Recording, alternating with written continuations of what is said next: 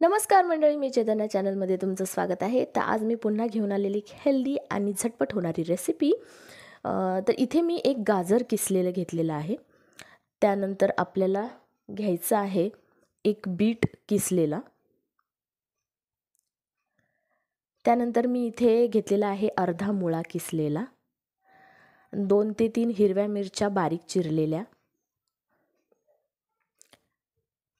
त्यानंतर इथे 2 चमचे दाण्याचा कूट घातलेला आहे। दाण्याचं कूट ऑप्शनल आहे, पण दाण्याच्या कुटाने चव छान येते। 1 वाटी रवा घेतलेला आहे, बारीक जाड कोणताही चालेल, आणि 1 वाटी घेतलेला आहे मी थालीपीठाची भाजणी।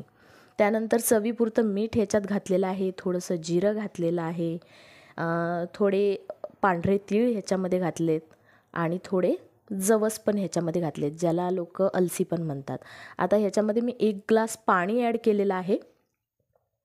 ह्याला आपल्याला एकदम डोश्याचं बॅटर प्रमाणे बनवायचं आहे, तर जसं पाणी लागेल तसं ॲड करत राहायचं आहे। याच्यामध्ये मस्त असा बेबी पिंक कलर आलेला आहे। तर तवा गरम करून त्याच्यावर आपण तेल पसरवून घ्यायचं आहे, आणि एकदम हलक्या हाताने आपल्याला हे बॅटर याच्यावरती पसरवायचं आहे।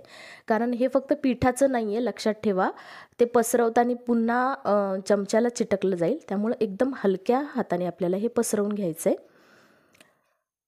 पिठामध्ये आपण याच्यामध्ये टाकलेला आहे, सगळे कीस टाकलेले आहे, त्यामुळे अगदी हलक्या हाताने पसरवायचे। जसं चीला बनवतात तसंच हे एक छान असं पौष्टिक धिरडं मी इथे बनवण्याचा प्रयत्न केला आहे, आणि अक्षरशः खूपच पौष्टिक आणि छान लागतं हे। असं व्यवस्थित मस्त बेबी पिंक कलरचं तयार झालेलं आहे हे। एका बाजूने व्यवस्थित छान भाजलं, मीडियम हीटवरती आपल्याला ह्याला भाजून घ्यायचं आहे। त्यानंतर तुम्ही बघू शकता व्यवस्थित हे भाजलं पण जातं, अजिबात तव्याला चिटकत नाही।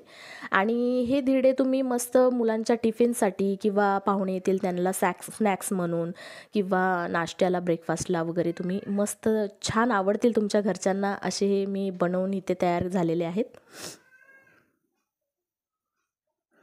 तर मंडळी, कसा वाटला तुम्हाला आजचा व्हिडिओ नक्की कमेंट करा।